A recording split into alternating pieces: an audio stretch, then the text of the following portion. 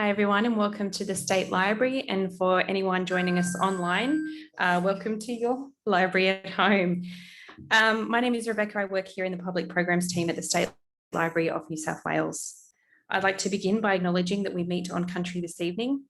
I live and work on Gadigal land and take this opportunity to pay my respects to elders past, present and most certainly emerging. I also extend that respect to any Aboriginal Australians who may be joining us on site or online this evening. We have a fantastic author talk planned for you. We welcome to the stage and to your screens at home, Rick Morton in conversation with Sami Shah. Rick is here tonight to talk about his latest release, My Year of Living Vulnerably. This book is available this evening for anyone here at the State Library Bookshop, and Rick will be available for signings. If you're at home, our State Library Bookshop will deliver this book to your doorstep. I'm going to hand over now to the multi-talented writer, comedian, performer and broadcaster, Sami Shah. Thank you so much for coming out. It was, I'm actually based in Melbourne, but I flew in today just to do this interview because I'm not turning down an opportunity to hang out with Rick. So it's been wonderful to be here. For those of you who don't know Rick and Rick Morton, Rick has been a journalist and writer for 15 years. He's the winner of the 2013 Kennedy Award for Young Journalist of the Year and the 2017 Kennedy Award for Outstanding Columnist. In 2019, Rick rather famously left The Australian, where he worked as a social affairs writer with a particular focus on social policy, and he's now the senior reporter for the Saturday paper, amongst turning up on radio, TV, and lots of other things all the time. Rick's first book was 100 Years of Dirt, and it was one of the most celebrated books of the year it came out. And now the follow-up of sorts is My Year of Living Vulnerably, a rediscovery of love. So thank you so much for being here, Rick. I should probably have picked that up before. Thank you. So I would like to start by just asking you to read an excerpt from your book, and then we can talk about the work itself. Yes. I always, I'm going to read a funnier excerpt because I didn't want to get too heavy too early on. Again, probably should have prepared this. Bear with me. It's from the animals chapter, which is my favorite chapter. Well, it's one of my favorite chapters. I love all the chapters equally. No, you don't. No. Everyone has a favorite child. Right? Yeah. A few years ago, without warning, Mum decided that she no longer felt comfortable killing mice in her own home. Part of this resolve may well have been to do with my then young sister, Lauren, who begged for a halt in the systemic destruction of mice kind. A mouse still twitching in the spring-loaded bar trap only served to strengthen Lauren's intervention. Never has an American invention so commended itself to the Australian people. As a child, I knew people who had calluses on their fingers that could be directly linked to the bar of one of those devices. With faux seriousness, my father said other people who were actually missing their fingers had lost them on account of run-ins with the traps during the setting of the springs. I couldn't have known it then, but some of the traps on the market have a force of almost 10 newtons, which is almost precisely the same as the pull of gravity on a 1 kilogram object, enough to drag it to the earth at a rate of 9.8 meters per second squared. This isn't quite enough to sever a human finger, but what do young boys know of classical physics? It remains unknown whether time itself mellowed my mother or a more nuanced revolution regarding animal care took root in her mind. Simply, one day I noticed that that the old traps had been thrown out and the new ones had arrived. These ones were little cages that trapped the mice alive. I liked the idea of less suffering in the home, but the logistics had me stumped. I like them, Mum, but they don't exactly solve the problem, I told her one morning in the kitchen. What do you do with the caught mice? Now, I have developed a keen sense for when Deb Morton is scheming. There is a faint smile that is crowded out by the shining eyes of a fanatic, the kind of eyes that belong to someone who knows they are right, even when they may not be. When I release them, I point them in the direction of the neighbour's yard, she told me, shimmering with pride. This was a perfect solution if mice weren't engineered through millions of years of evolution to simply turn around on a whim. as I understand it, the ability to turn left or right or even 180 degrees forms a major plank of their survival strategy. I'm going to leave it there because the solution that she comes up with is so bonkers. And if I tell it in public one more time, she's going to get mad at me. All right. So well, before we kind of get into, your own experiences with this, I want to talk about the fact that this is your second book now. Both of them are exploring your life, your history, and because of that, your family's life and your family's history. How do you tell your own story while being considerate of the feelings of the others who intersect with your story?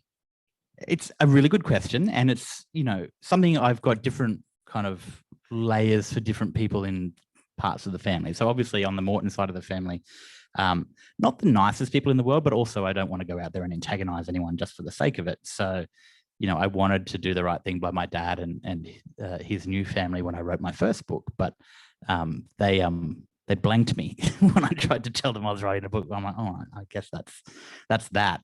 And mum's much easier because she can give as good as she gets.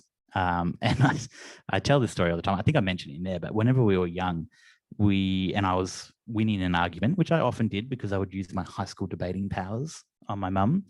And she would just get flustered. And eventually she would look me dead in the eyes and just go, whatever, 4 eyes. And then walk away. And she was the winner all the time. So, I don't mind so much, we give each other a lot in like the three of us, particularly like mum, my sister and me, but also my brother, Toby. And they, I always flag it with them. I tell them this is what I want to do. And I would never do something if they were genuinely, stressed that it might lead to bad judgment. All right. So the book is an exploration of, if I can kind of just sum it up as best I can, of the discovery and then the analysis and then the coming to terms with trauma that you didn't even know you had. Yeah, which is frustrating. Right. So let's start with that. Let's start with the fact that you were having physiological reactions during the course of your life that you had no idea why they were happening, what was triggering them, how would they manifest themselves? Yeah, I mean, it was so, I thought that, honestly, I became a hypochondriac. I thought I had cancer or something every other week because I was getting these kind of, the worst ones for me was whenever I was having an episode of trauma, which I didn't know was trauma at the time. I was just incredibly stressed and I thought everyone hated me. I would get these incredibly furious kind of stabbing sensations in my stomach, and it felt like someone was driving a dagger in. And they happened so regularly and always in these moments of extreme stress, and always lasted for about 12 hours into the night. But they were so severe that I ended up going to the emergency room once.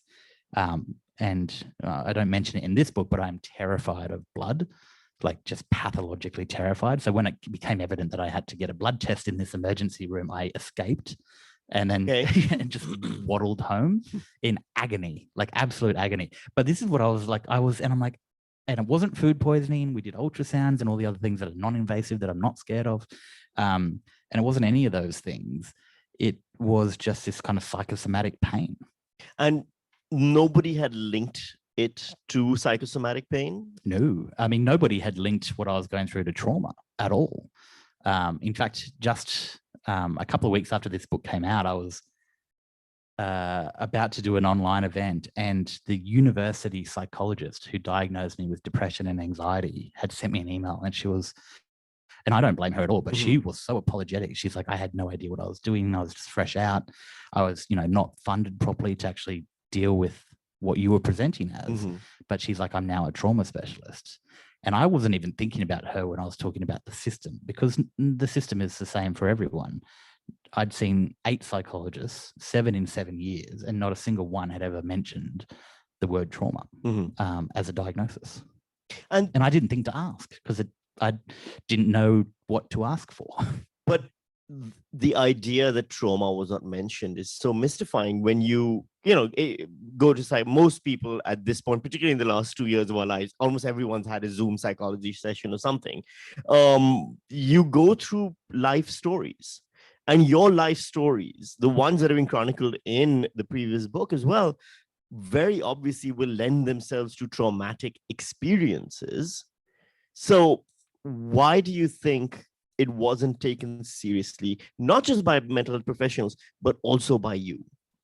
I mean, funnily enough, the reason I didn't take it seriously is I think one of the key kind of hallmarks of trauma is that you don't think you're worth it. Like you get used to bad things happening to you because that's just your experience, right? So I didn't question that this was my lot. But more interestingly, I think, I can't speak for them, but the psychologists, I mean, that first diagnosis back when I was 20, almost 21, had just been on my file and stuck with me. Yeah. Like, so whenever I started, they were funded almost always on the public health system just to do cognitive behavioral therapy. That was what was easiest. They didn't want to like vary from that. And so you come in, they look, you've got depression, anxiety. All right, off you go. We'll do some more CBT, which I was not well equipped to handle. Like I remember the first serious kind of meltdown I had was in Sydney. And I saw this lovely woman in Newtown, a psychologist, and she was publicly funded, so I didn't have to pay out of pocket. And she was just, well, she was lovely, except also kind of annoying because at the end of my first session, she's like, I just have to ask, you seem so lovely. Why do you work for The Australian? And I'm like, I mean, look, we've all had that question. Right. And I said, Marsha, it's a great question. Now's probably not the time. This is probably why, Marsha, because I hate myself. And so, you know, and I don't blame any of them because that's just the way the system is set up.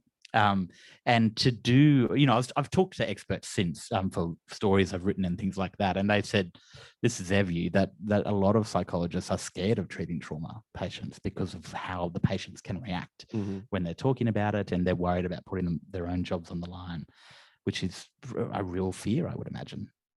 One of the things you just said at the start here I found really interesting, where you didn't feel like you were worthy of trauma.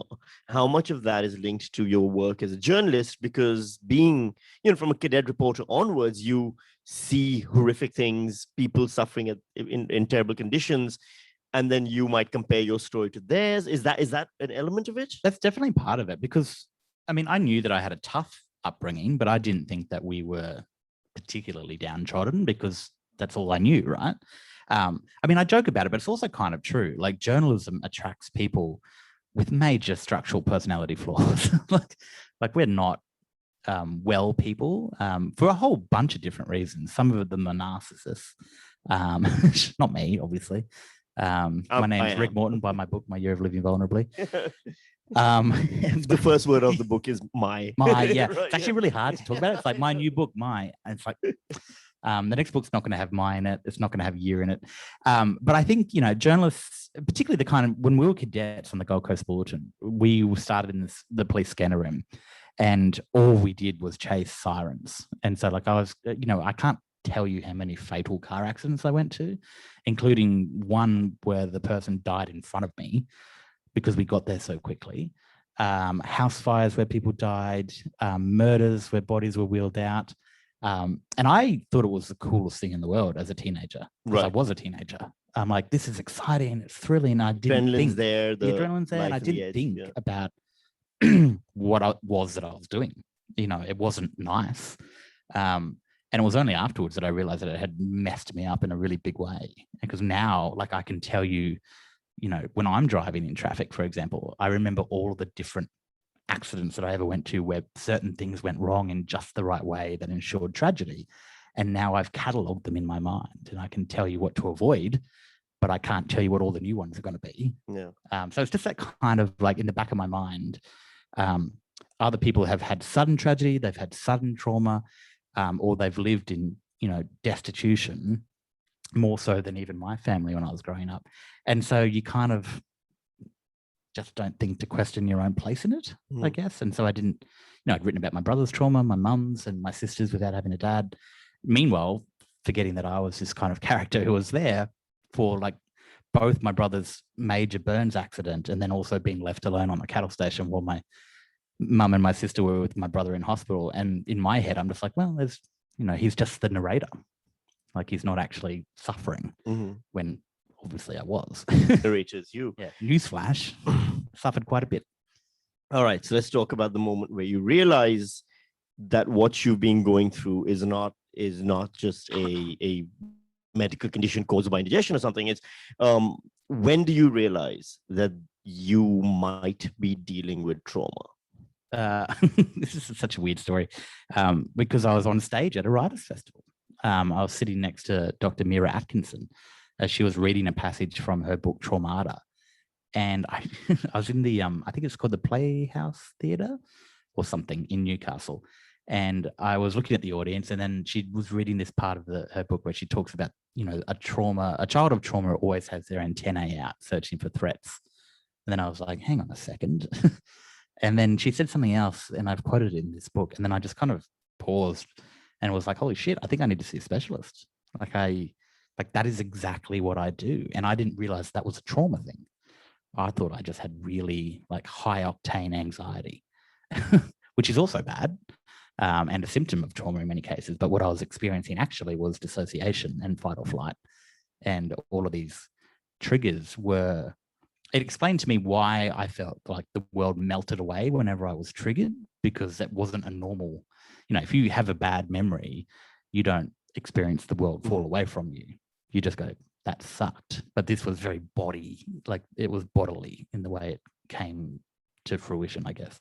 Were you able to then figure out what were those key elements, those key stories in your life that were triggering, that were, causing this trauma to manifest? Well, see, that's kind of the funny thing, because I knew what hurt me. I knew what my pain was, and I knew all of these key points. I didn't know they constituted trauma. And so when I went to the specialist, having spent a decade and 8 psychologists explaining the same story over and over again, I go to this trauma specialist thinking that maybe I've got the trauma condition, but I don't know what they're called. I know there's PTSD, and I know that that's for soldiers. And then beyond that, I don't know anything else. Thank you. I don't know anything at all. And then I go to this psychologist in Canberra 2 weeks before the federal election campaign, by the way. Which is traumatizing for the whole country. Exactly. Yeah. And I'm working in Parliament House at the time. So, I'm like doubly on edge. And the guy's like, after half an hour, he's like, you've got complex PTSD. And I'm like, I've never heard that. I literally don't know what that term is. And then he explained it to me, and I'm like, holy shit. And then I went on the drum 2 days later on the ABC, and mental illness stuff came up, and I just parroted exactly what he said to me about complex trauma. And then the entire nation's like, wow, this guy gets it. And I'm like, I have just been diagnosed. I didn't tell them that. I took the credit. But it was a very weird time in my life. Why is it that we are, as a nation, Australia particularly, and I come from a country that isn't very good at dealing with trauma itself, but they talk about trauma a lot, at least in Pakistan, India, these parts of the world. In Australia, the idea that you might have trauma can be something that people are so happy to dismiss that. Their own trauma, much less someone else's as well. Why are we so scared of confronting the possibility of trauma existing in our lives? Funnily enough, I think part of it has to do with the fact that it's kind of like this idea of, someone keeps tweeting about this, and I can't remember who it is, but when we're talking about the vaccination rollout in Australia, going, Kazakhstan's doing better than us, or Turkmenistan's doing Yeah. It's the same thing. Like, we expect trauma to be like a war-torn third world country thing. And like, it couldn't possibly happen here, could it? And obviously there are different types of trauma, but I think that's part of it. Like, we've got this exceptionalism in Australia where we think that because we have Medicare and we have all these great services, that how could these things possibly exist? It's the same with the class. We think that poor people don't exist in Australia. It's like everyone's got an opportunity. Yeah. That great line that newspaper editors love to tell you is like, you go to the surf club on the weekend and you'll find billionaires and bricklayers.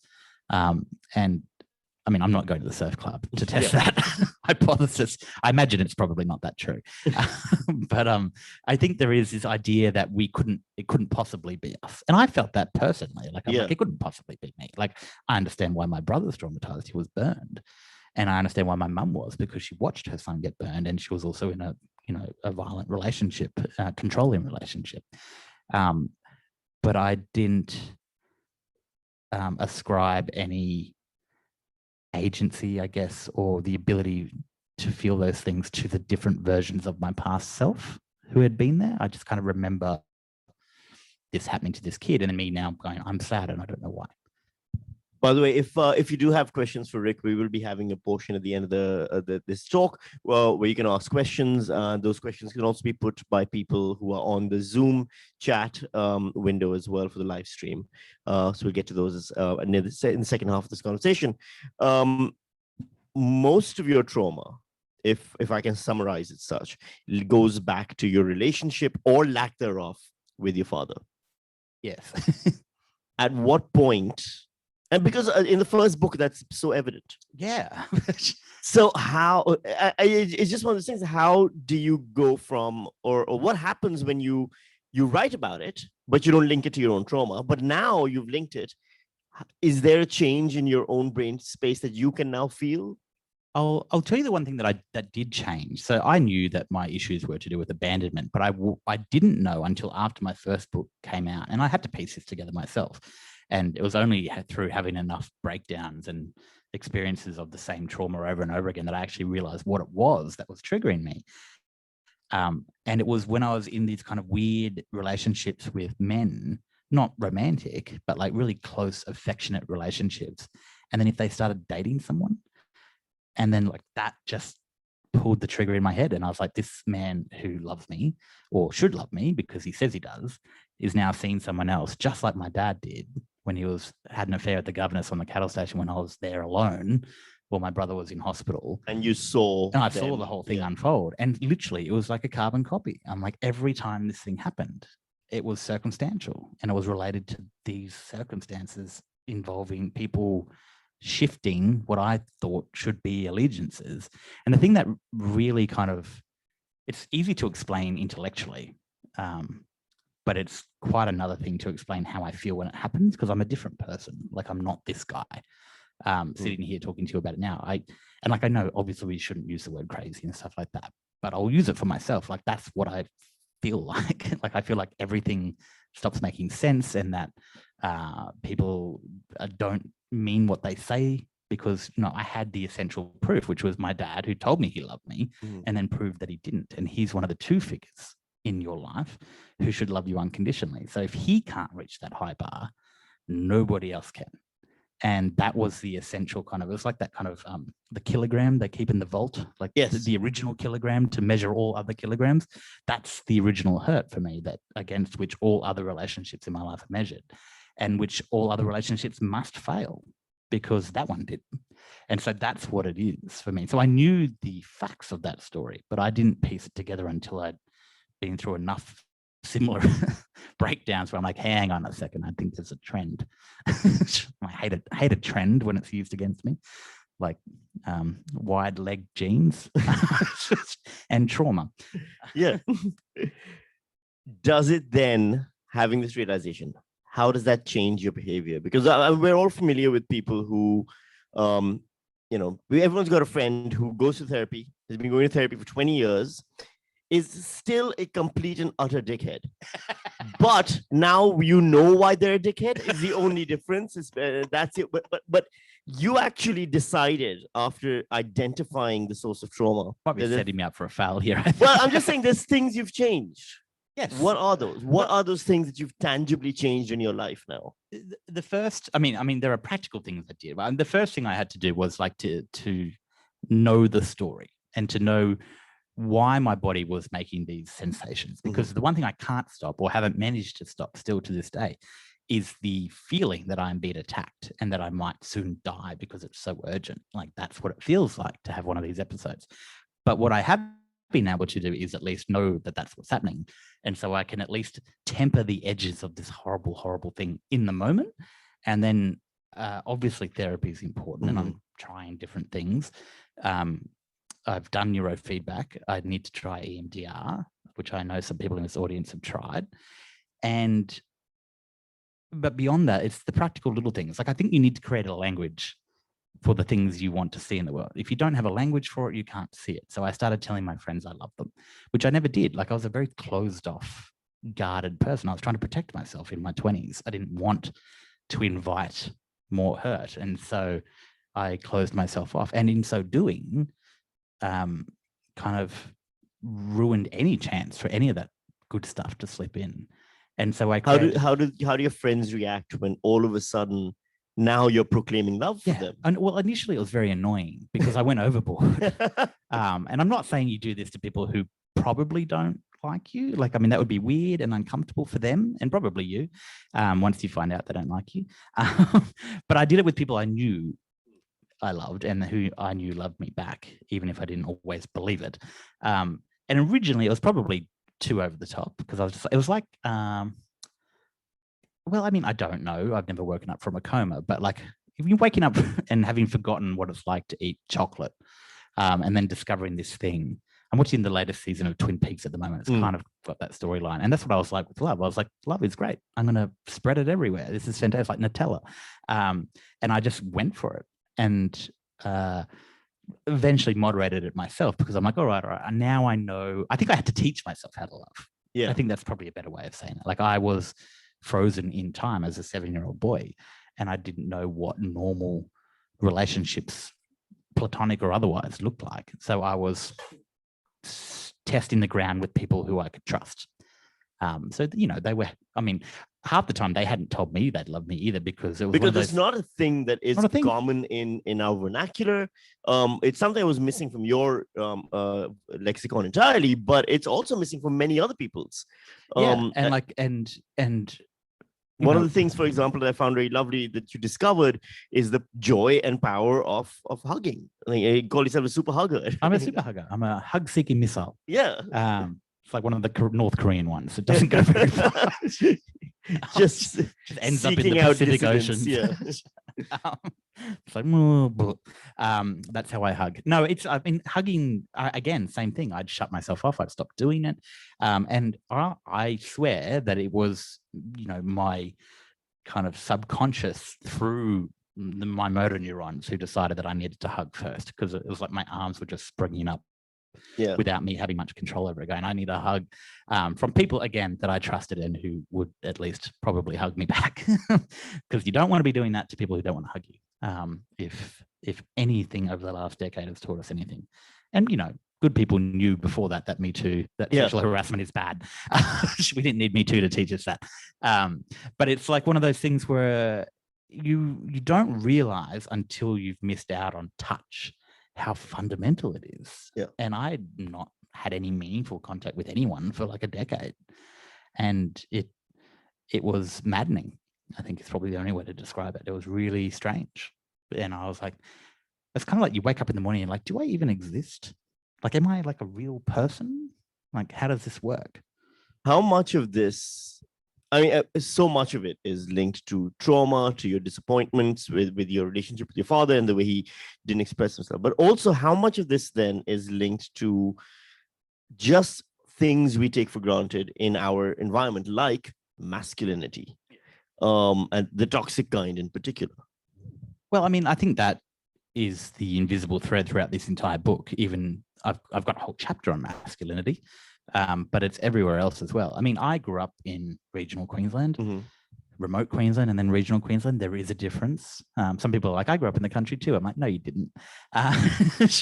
It's basically, I think the difference is how close to the closest country IGA is. Yeah, right. Yeah. Couldn't tell you what that is. Yeah, there we go. Eromanga pub. You had to buy everything at the pub or at the post office, which was a woman in a caravan. And I mean, all of the men were all cut from the same cloth. And I'm sure, and my adult experience has informed this, I am sure there were men among them who wanted to be vulnerable and to tell people they loved them and to call their mates and be like, you know what, Barry, I'm feeling a bit lonely. I just want to hang out. That's what I do to my friends. It's probably very annoying to them, but they didn't do it and they couldn't do it. And the ways that trickles down throughout not just their life, but the lives of the women in their life. I mean, everything is set against their opposition or their inherent fear of being seen to be weak. And weakness is the feminine form. And that goes for being gay as well, because being gay in their eyes, they don't understand lesbians, but in their eyes, they understand that gay men are feminine and that is weak. And therefore it's to be despised.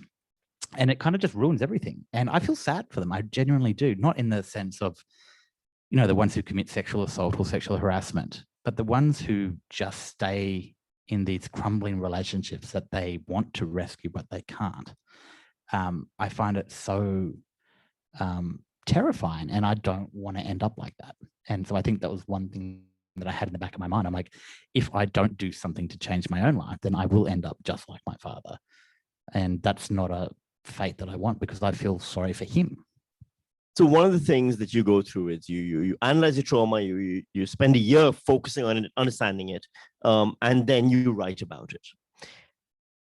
I've written, autobiographical works as well. One of the things nobody warns you about is the process of writing can sometimes re-traumatize, because you are basically rappelling down the pit of self, and seeing what you can dig up to put down account. And then sometimes you're getting some really horrific memories out, or things people remind you that you've gone through.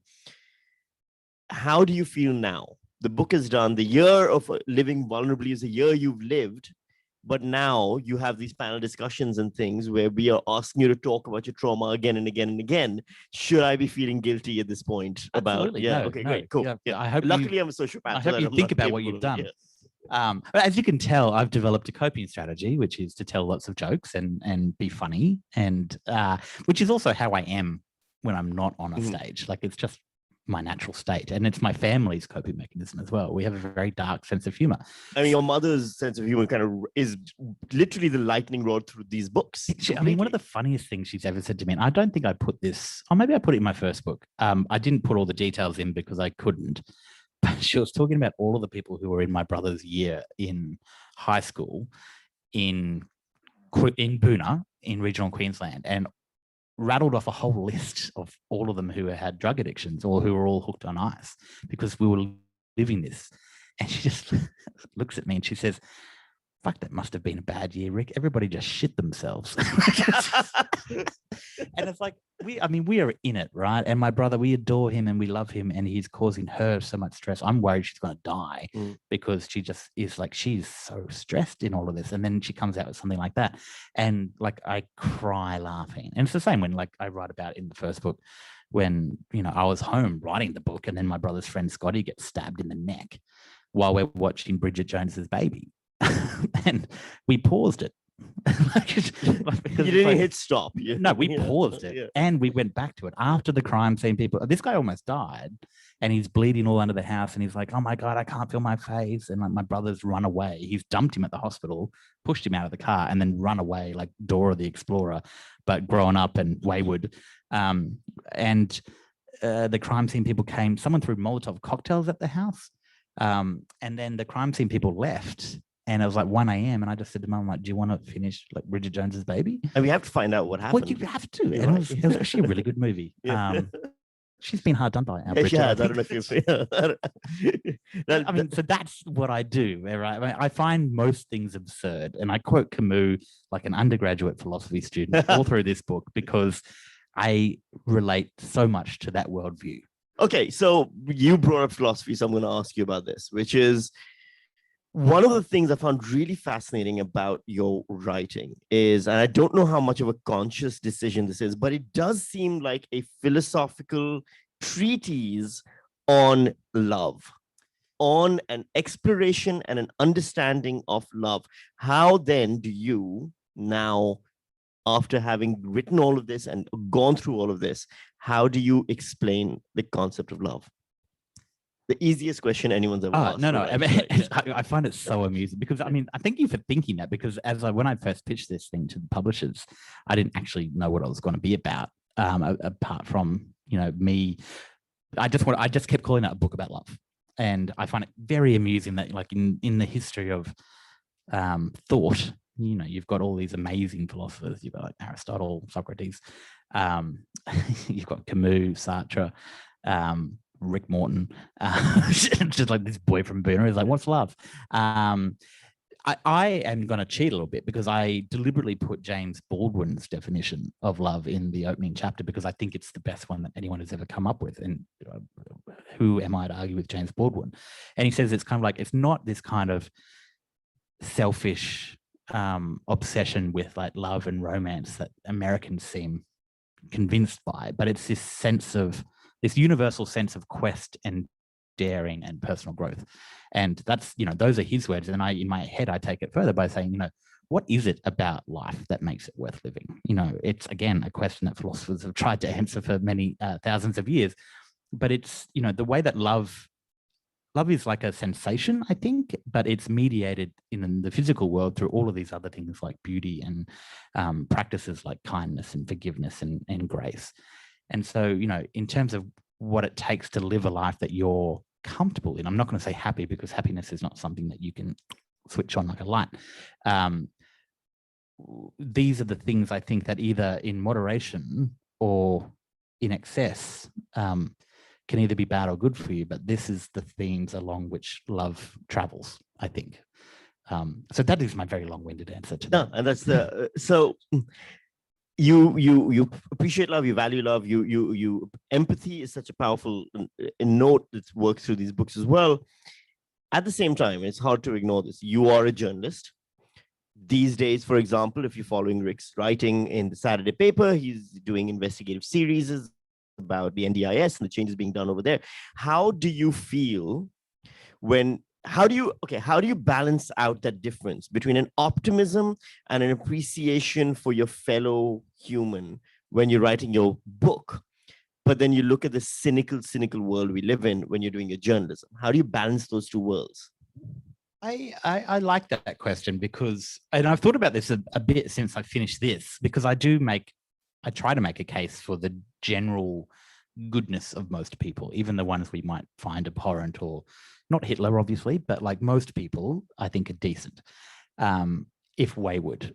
And how does that truck with what oftentimes is my kind of anger at things that are done by government?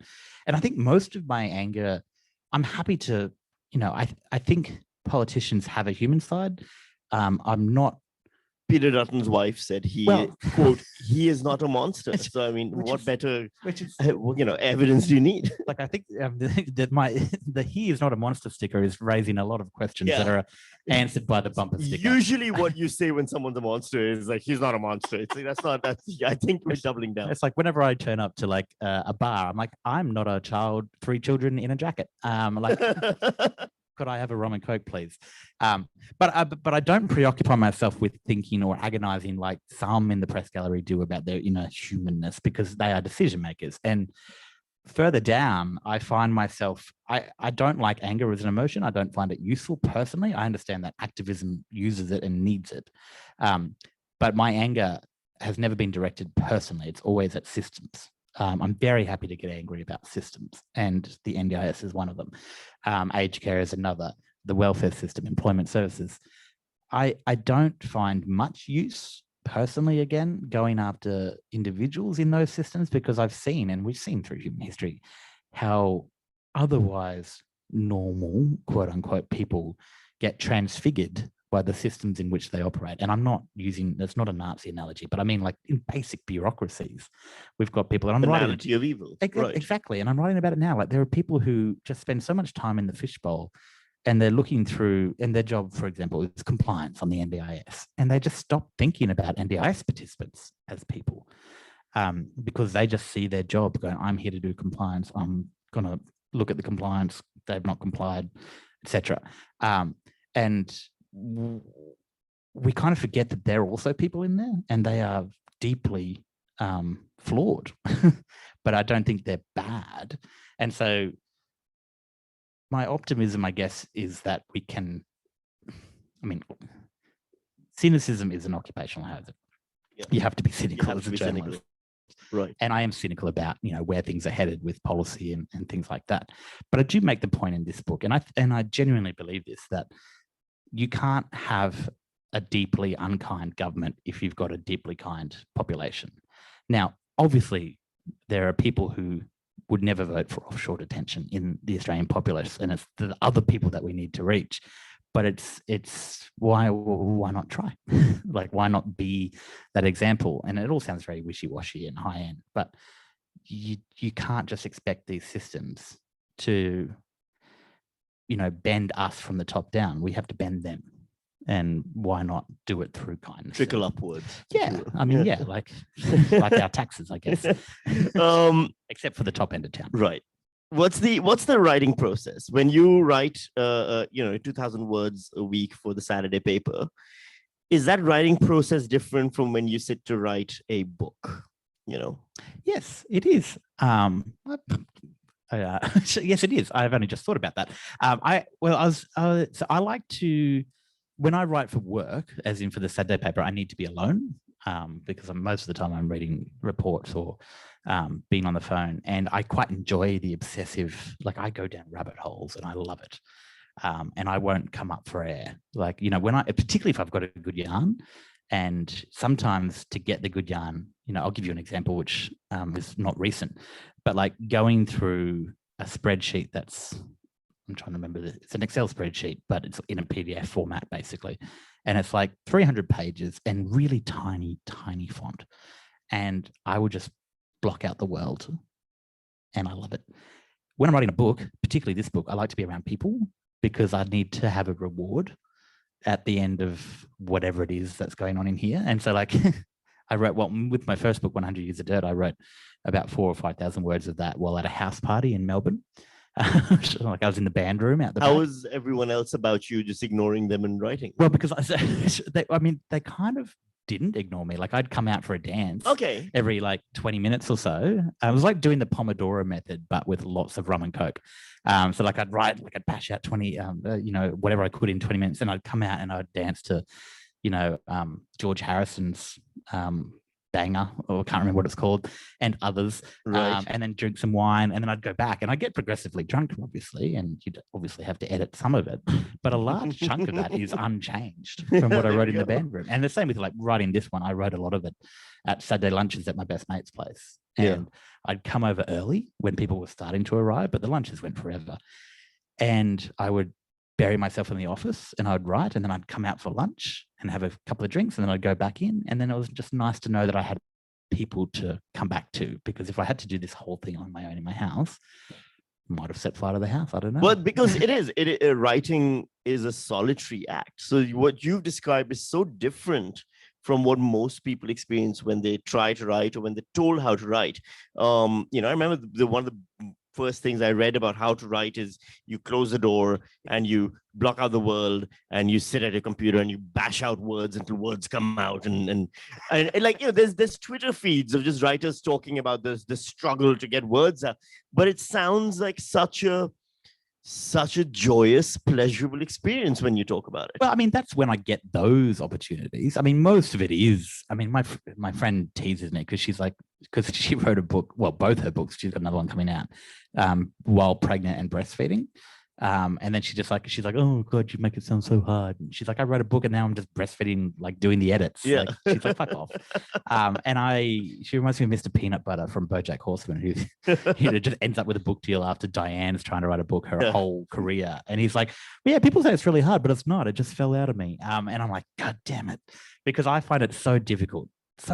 And mostly because I can't manage myself. Like I shouldn't be in the world. I don't think, like I don't, another one of Mum's great, lines from when I was a kid. She'd always just look at me. She's like, God, Rick, for somebody so fucking smart, you've got no common sense, which is true. I don't know how to manage my life, and I can't work to anything other than 15 missed deadlines. Yeah, like I can't. I'm pathologically incapable of handing over my work unless it's a newspaper deadline. I'm always on time and mostly early. Unlike other people at the Saturday paper, not you. No. But I start getting calls on Wednesday morning. Yeah. Okay, so my phone's on mute now, so it's good. But for anything else, cannot do it. Just I miss, sorry, Alice, I miss like 5, 10, 15 deadlines. And then the only thing that breaks that cycle is my fear of disappointing people who have power over me is slightly greater than my fear of letting people I like read my work. Okay. So that's how you might think that's funny. No, but it's true. Giggled a little bit then, but that is literally how I work. All right. Well, the key then is to dance with the people who have power over you, so now they're part of the creative process, and then they will. Yeah. All right. Fair. Let's try that. I think I'll ask Rick one more question, then we can kind of open the floor to the questions from the audience as well. You've written 2 books now. I'm assuming there's a third one in the process, on the way. Yeah, yes. Well, my publisher came up to me at my launch and she's like, we need to talk about your next book. And I was like, excuse me, what? I mean, but the best part about writing to me is coming up with the idea Mhm. and then knowing that someone wants it. And then everything else is awful. Yeah, of course. Yeah. It's like, I like to be needed. Is that just too much information? I don't know. I'm a very needy person. I'm very cloying. Who are the writers that you look towards and you want your writing to be like theirs in terms of being appreciated and in terms of language? Well, I mean, I like to do a combo. So like, the best writers I think working in Australia today, Chloe Hooper, Sarah Krasenstein, Helen Garner, and then like the ones I've grown up admiring, like Kurt Vonnegut. I know it's not cool to say this anymore, but Douglas Adams, like, an appreciation for the absurd is. But it's not cool to utterly- like Douglas Adams Well, I anymore? think there's like not that I care, obviously, because I haven't been cool ever. And it's fine. I turned out fine. But it's kind of like a nerdy, it's seen Okay. as like a nerdy young man thing. All right. But the guy's funny. I mean, anyone who writes a line like, what's so bad about being drunk? It's like, ask a glass of water. It's amazing. It's amazing. And I can quote all of those books off by heart. Yeah. So, I mean, a combination of Sarah Krasenstein, Douglas Adams, and Kurt Vonnegut, that's my literary heaven right there. All right. Sorry, Sarah. Don't tell her I said this. A strange threesome, but one that has produced books like My Year of Living Vulnerably. I think I'm happy to open the floor to questions at this point. If anyone has a question, just raise your hand and just be loud when you ask it. That's all. Go ahead, all the way to the back.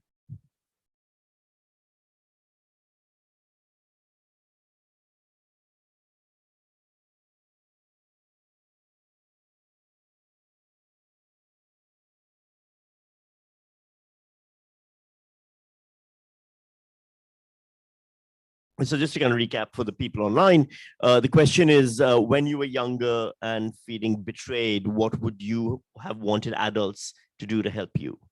Well, I mean, it's not rocket science. I mean, it would have been nice to get a hug from Dad. So yeah, the people around you, were there warning signs they should have seen? Were there things that you wish now in retrospect, like easy fixes they could have put in place? Well, I say this not so much for me, but like it is because it's so hard to spot. And the terrifying thing about it is that it's often not what you expect. So like Jess Hill writes in See What You Made Me Do about babies brought up in domestic violence houses. They're not crying, they're silent. Like they are blank. And traumatized kids are often the same. Or you're the class clown, or you're the school bully because you've got pain at home. It's like you can turn into any one of these things, but it's kind of like my mum's a teacher's aide, and basic human empathy, I think, allows you to understand which of the kids that are troubled. Maybe it's only if you've come from a troubled background that you can pick it up, but mum's certainly good at it. And there is just kind of like a haunted quality to them. I don't know if that's too esoteric, but you can kind of spot them and they kind of stick. They never fully give themselves over to you, like they're guarded. And I think those are the ones that you need to, it's not like they're trying to avoid you. This is a good way of putting it. And something that I think is helpful for me. They may act like they don't want you or that they're trying to avoid you, but what they really want is reassurance and a little bit of security and comfort. And what they're doing when they try to push you away, what I do when I have pushed people away in the past is not actually want them to leave, but I'm testing whether that person is going to stay. And I think that sometimes that little extra bit makes all the difference, particularly for kids in school, is not leaving in a emotional sense, in a not giving up on them. Next question. Right here. So just to, for the audience at home, what did people closest to you think after reading your book? well, Have they, for starters, read the book? Because yes. it turns out friends and family are usually the last ones No, I to mean, bother. my actual friends don't read my work, and that's how I like it. I think if my friends ever read any of my stuff, I couldn't be friends with them anymore. The first thing they do is they'd always ask, where can I get a copy of your book? It's like, oh, have you heard of bookstores? Like, It's actually quite funny because it's actually the nicest ones, and I get so many of these. Like, which is the best way to buy your book that you get most money from it? Which is very amusing to me. I've never been asked that by I need better friends. Because I'm like, what's money? No, and also I'm just like, I actually don't know. I don't know. I'm like, buy it from a independent bookstore, because then it counts towards sales, I guess. Yeah. My publicist is like, yeah, good one. You've listened to one thing. My sister read this book before anyone else, and because it's dedicated to her, and she's amazing. She's 7 years younger than me, and she's very much like me in almost every way. She's much stronger and cooler, but otherwise we're very similar. And she read it and she went and saw a psychologist, which she'd never done before in her entire life, and just called me and was like, yeah, I went to therapy. And I'm like, fucking hell. Like, she saw a therapist after she took up pig hunting. Like, that's a trajectory. The other way around. Yeah. Normally you go pig hunting because the therapist is bad. So that was cool. And then my mum's used to, like, she would never admit this, but she loves being in the limelight now. Like, she's like a little celebrity now in her hometown. She's like, they had a stand-in priest over Christmas when I was back home, because the current local Catholic priest had been to Sydney and had to quarantine, and weren't the parishioners unhappy about it. So they had this like 90-year-old priest, and he'd like never been there before, and he gets up, he's like, I don't know anything about this town except that 100 Years of Dirt is a pretty good book. And then people in church were like, that's her. And she's like, stop. Oh, no, it's definitely me. Stop. No. So she loves it. And I went to a Rotary conference in Kingaroy. I was just telling somebody before, a couple of weeks ago, and Mum was there because they deliberately invited her as like a tag team kind of thing, because like she's now part of the Rick Morton oeuvre. But I mean, you'd want to be if you're my mum, right? She's responsible for me, and she did her very first ever press interview with the Burnett Today, and she was amazing. Absolutely killed it. And my dad, after my first book came out, blocked me on Facebook. So, you know, swings and roundabouts. Takes all sorts. Next question. We had someone all in the back. Yes.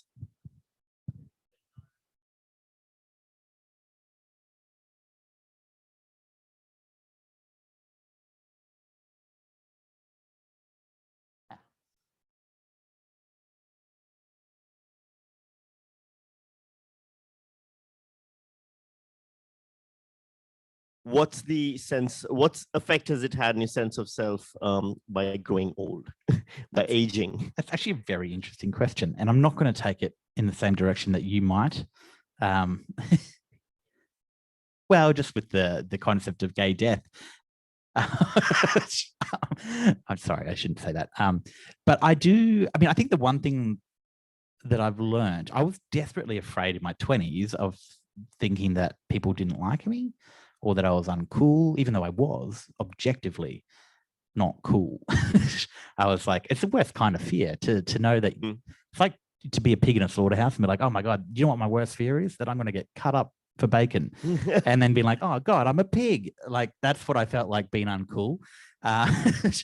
And growing older, I think just you fill up your life with more things that actually matter over time. And like, having my closest friends have kids was life-changing in a really strange way that I wasn't expecting. I was, I'd be like, oh yeah, cool, I'll maybe hold the baby. But now I'm like, I will not give the baby back. And I am the uncle, and I make sure I'm the cool uncle, because he's not going to learn that I'm uncool for many years. So little things like that, I think mellow is probably the wrong word. Like, I've become prioritizing. Yeah, prioritizing. And frankly, I've gained security in my life. Some of it through luck, some of it through really hard work. And I couldn't do half the things now in terms of enjoying my life if I didn't have financial security. Like, it comes down to money. Like, I'm learning French now, which I would not have done in my 20s, because I was trying to eat and pay my bills. And now I'm like, maybe I'll learn some French. Comment ça va? I think we have time for one more question. Do we have any questions from the chat window, or No? All right, that's fine. We go right here. Well, if you do one, then I can go to the last one. Add a secret one over there as well. So a sneaky one, because I have to rush back to Melbourne as well. So I want to. Okay, so perhaps the antithesis of what creates.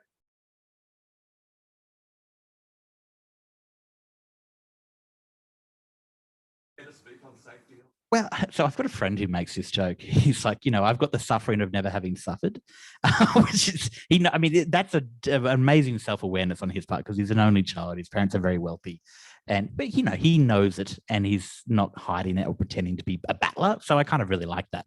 But having friends who are parents now, the one thing you do realize very quickly is that there are a million ways that you can screw up your kids, and not even be trying. And I think, the best thing I learned as an adult was to understand that my parents were human beings.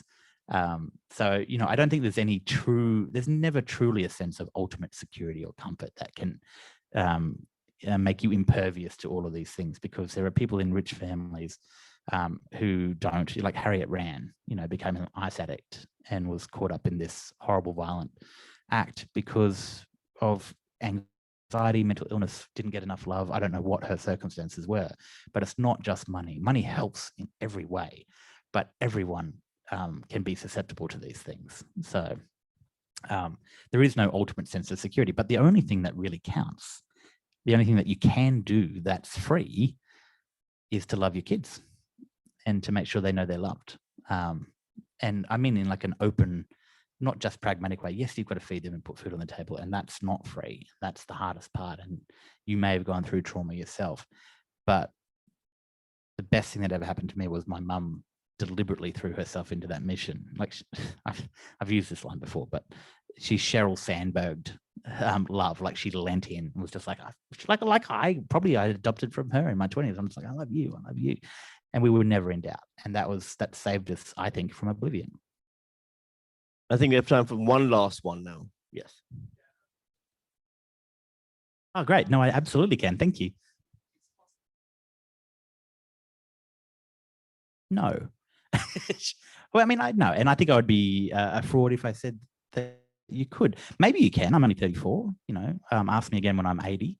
But I think what you do is you understand its place in your biography in a more intellectual way. Like it's not your whole life. That's an easier thing to say because it is so physiological. And like, I still get triggered and I'm not sure that that's ever going to go away. But I've dealt with and dealing with and will for a long time, the ways in which I can ameliorate the worst of that. But I don't think it's ever going to leave me. And in my better moments, I'm not glad for it. But in my better moments, I'm kind of accepting that it's taught me a lot of things. And I think I'm a more humane person because of what I've been through. I think there is the poet Naomi Shihab Nye has this great poem on kindness. And she said, before you know kindness as the deepest thing inside, you must know suffering. And I don't think knowing suffering means that you're going to be the best person in the world, but having suffered and looked at head on, I think is a really good way to understand that there is a secret code to trauma and almost everyone walking around has some of it. And it explains so much about our systems and our society. And I think on the good days, I like having those secret goggles. I think we can wrap up over there. So there are copies of the book on sale at the store outside. Rick will be signing those. We'll sign them if you Yes. want me to, if you think that that's not going to devalue your book in any way. Yeah, get it signed. I think it's and you. If you don't, that's totally fine because I'll go out and have a cigarette, whatever. I haven't got rid of all my vices. All right, there we go. So otherwise, thank you very much, everyone. And a big round of applause for Rick Morton. Thank you. Thank you so much, Sami. He flew up from Melbourne just for this. I feel a sense of obligation. I told you it was worth it. Yeah. Thank you so much. Thank you.